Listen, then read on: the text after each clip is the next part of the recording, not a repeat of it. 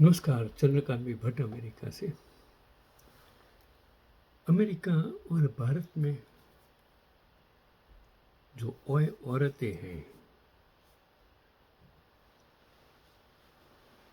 वो अलग किस्म की हैं।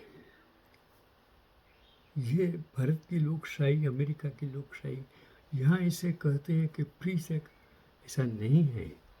आप किसी भी औरत को हाथ भी नहीं लगा सकते, किसी की औरत को अपमान भी नहीं कर सकते हैं, डिस्क्रिमिनेशन नहीं कर सकते हैं। अगर आपने ऐसा किया तो आप जेल के सलाखों में चले जाएंगे।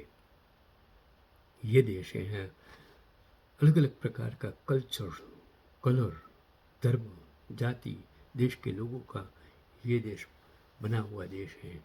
और भारत में आज भी रूढ़िचुस्त, धर्मांध, जातिवादी, अंधश्रद्धालु लोग हैं। इस बीच स्त्री अगर गलत करती है, मैं एक आर्टिकल्स, नीना गुप्ता को तो आप जानते ही होंगे, उसका नाम, जिन्हें भारतीय महिलाओं के लिए एक फेमिनिस्ट आइकन के रूप में पेश किया जाता है, क्योंकि उनका विवाहित West Indies cricketer Vivian Richards और कई अन्य पुरुषों के साथ संबंध रहे।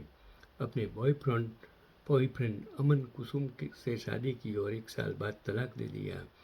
कहा कि उनके अपने इतने बड़े थे कि सिर्फ एक गृहिणी बनकर नहीं रह सकती है, ऐसे उसके बड़े सपने थे। 1981 में मुंबई आने के बाद अपने नए बॉयफ्रेंड के साथ लिव इन रिलेशनशिप में रही। आज भारत में ये जो हो रहा है, जब इतनी सारी बस्ती है, 140-50 करोड़, तब ये इसके लिए गलत है कि इनका जो उनके बच्चे होते हैं उसकी परिस्थिति बहुत खराब हो जाती है। चलो आगे। तो उनके पिता ने दिल्ली में अपनी ज़मीन बेचकर मुंबई में अपने लिए 1 BHK फ्लैट खरीदा। कुछ सफल फिल्मों और सीरियलों में काम किया। 1986 में आलोकनाथ के साथ लिव इन रिलेशनशिप में रही। वो आलोकनाथ जिस पर आरोप लगा था, बहुत चर्चा में आ गया था। एक अच्छा एक्टर जो हम लोग से मैंने देखा था, सीरियल से आगे आया था। इनके साथ वो लिव इन रिलेशन में रही और कहती है कि उन्होंने इनसे पहले उनसे शादी नहीं की। 1987 में शारंग देव पंडित के साथ लिव इन रिलेशन और सगाई हुई, लेकिन शादी टूट गई। 1987 में उन्हें काम पाने के में संघर्ष करना पड़ रहा था। उसी साल उनकी मुलाकात West Indies cricketer Vivian Richards के साथ हुई। यह जानते हुए कि वह शादीशुदा हैं, उन्होंने उन्हें संबंध बनाया और 1989 में गर्भवती हो गई। उन्होंने मीडिया में चर्चा पाने के लिए विवियन रिचर्ड्स के साथ अपने रिश्ते को सार्वजनिक किया और विवियन रिचर्ड्स ने उनसे शादी करने या उन्हें अपने घर में जगह देने से इनकार कर दिया, लेकिन वर्षों तक रिश्ता बनाए रखा। उन्होंने अपना 1 BHK फ्लैट बेच दिया और माता पिता के 9 लाख रुपये जोड़कर जू में 3 BHK फ्लैट खरीदा। तब तक उन्होंने अपनी मौसी और मौसा के साथ रहने का फैसला किया और कहा जाता है कि उनकी मौसी ने उन्हें आधी रात को घर से निकाल दिया। कुछ लोगों का दावा है कि उसकी वजह यह थी कि नीना अपने मौसा के साथ आपत्तिजनक स्थिति में पकड़ी गई थी। बाद में उनके मौसा ने उन्हें रहने के लिए नया घर दिया और कुछ हफ्तों बाद वे अपने नए 3 BHK फ्लैट में शिफ्ट हो गई। 90 के दशक में के अंत तक नीना और वीवन कई कार्यक्रमों में साथ दिखाई देते रहे। उसी दौरान उसका एक और शादीशुदा व्यक्ति के साथ लिव इन रिलेशनशिप रहा। उन्होंने उसका नाम सार्वजनिक नहीं किया और उसके लिए मुंबई छोड़कर दिल्ली चली गई। उनका कहना था कि वह व्यक्ति अपनी पत्नी को छोड़कर उनसे शादी करने के लिए तैयार नहीं था, इसलिए रिश्ता टूट गया। 2000 के शुरुआती वर्षों में उन्होंने एक और शादीशुदा व्यक्ति विवेक मेहरा को डेट करना शुरू किया, जिनके 2 बच्चे थे, और बाद में विवेक मेहरा ने अपनी पत्नी को तलाक दिया और 2008 में नीना से शादी कर ली। आज कई फेमिनिस्ट उन्हें बोल्ड और प्रेरणादायक महिला के रूप में प्रस्तुत करते हैं। यही आधुनिक भारत की सबसे बड़ी समस्या बताई जाती है। गलत और वैवाहिक जीवन जीने वाली महिलाओं को बोल्ड और इंस्पिरेशनल्स कहा जा रहा है। ऐसी महिलाएं भी हैं जो 5,000 रुपये महीने से कम कमाकर बिना किसी सुरक्षित घर के अपने बच्चों को सम्मानपूर्वक पालती हैं और संघर्ष करती हैं। लेकिन नीना गुप्ता को माता पिता से हर सुविधा मिली, फिर भी उन्होंने लगातार अलग अलग पुरुषों के साथ संबंध बनाए, गर्भवती हुई और अंत में उन्हें फेमिनिस्ट आइकन बना दिया गया।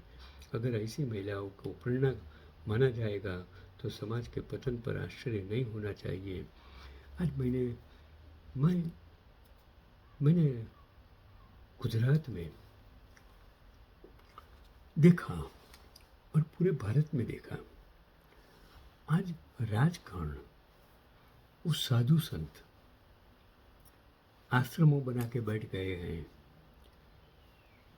उसमें इतनी सारी महिलाएं अपना करियर बना के लिए या तो मजबूरी में या तो डर से इन राजकीय नेताओं साधुओं के वजह से गलत कामों में आज जुड़ गई है। कितनी सारी औरतें राजकीय महत्वाकांक्षा से ऐसे पुरुषों के साथ जुड़ गई है जो आज वो मुझे याद है स्वामी सुब्रमण्यम स्वामी, वो कितना वीडियो मैं यूट्यूब पर उसका देख रहा हूँ। वो किशोर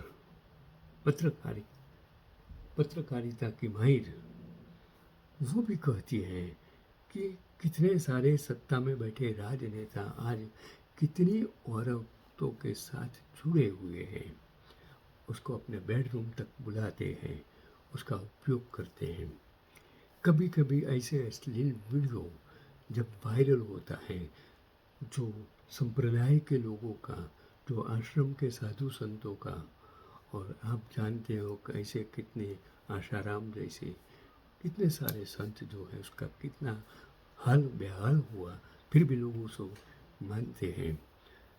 ये हमारे समाज की आज विकृति है कि आर्थिक परिस्थिति, मजबूरी, डर या महत्वाकांक्षा ऐसी स्त्रियों को यहाँ तक नर्क की गर्ता में डाल देती है, उसका जीवन बर्बाद हो जाता है।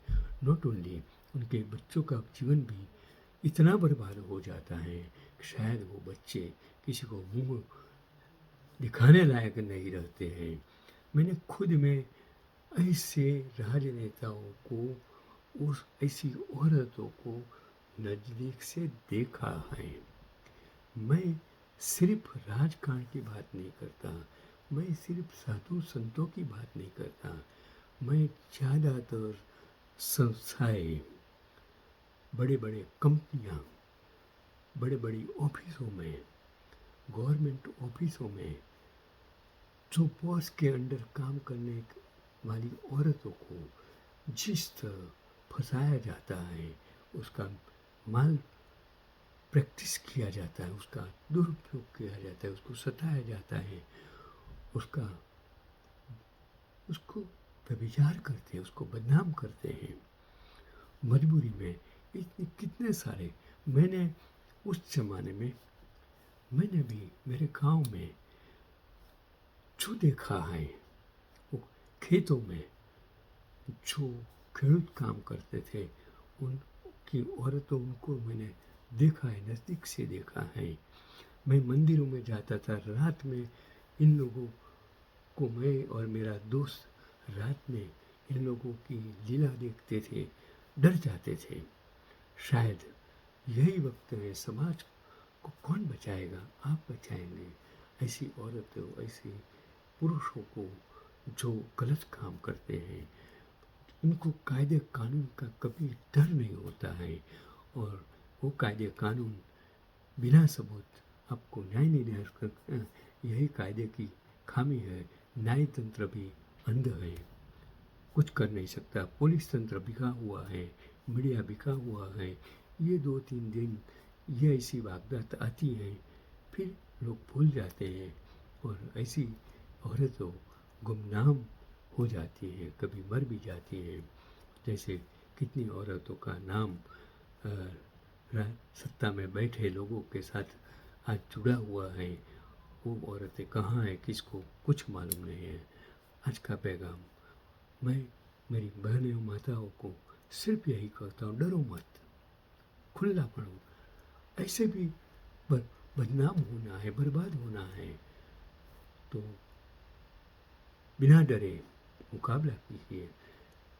लड़कियाँ अगर लड़ना सीखेगी, अपने आप को बचाना सीखेगी, मजबूरी का कोई फ़ायदा ले रहा है तो उसका सामने लड़ना सीखेगी, तो आप किसी की ताकत नहीं। आपको आँख या डर से, सत्ता से, धन से प्रलोभित कर सकती है। यही आज का पैगाम।